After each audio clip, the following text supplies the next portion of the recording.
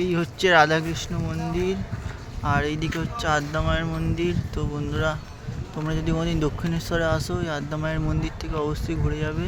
এই আদ্যা মায়ের মন্দিরের চূড়া, সামনে থেকে ভিডিওগ্রাফি করা যায়নি কারণ ওখানটাতে ভিডিওগ্রাফি নিষিদ্ধ বলে লেখা ছিল, সেই জন্য ভিডিও করা হয়নি। খুব সুন্দর জায়গা, তোমরা এসে দেখে ঘুরে যেতে পারো। আদ্যাপীঠ, আদ্যা মায়ের মন্দির, ভিতরটা খুব সুন্দর। তোমরা যখনই দক্ষিণেশ্বরে আসবে, আদ্যাপীঠ, আদ্যা মায়ের মন্দির দর্শন করতে ভুলো না। এই আদ্যা মায়ের মন্দিরের ঠিক পিছন সাইডটায় একটা সুন্দর শিবলিঙ্গ আছে।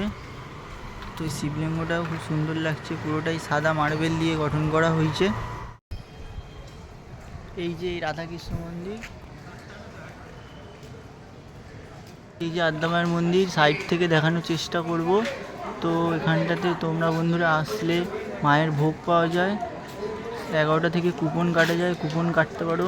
মায়ের ভোগ আরতি হয়, ভোগ দেওয়া হয়, সেই মায়ের ভোগের প্রসাদ আমাদের অন্য রূপে দেয়, তার জন্য টিকিট কাটতে হয়। খুবই সুন্দর জায়গা, একবার এসে দর্শন করে যাও। আর এই যে হচ্ছে আদ্যাপীঠ মন্দিরের ভিতরে এটা গেস্ট হাউস।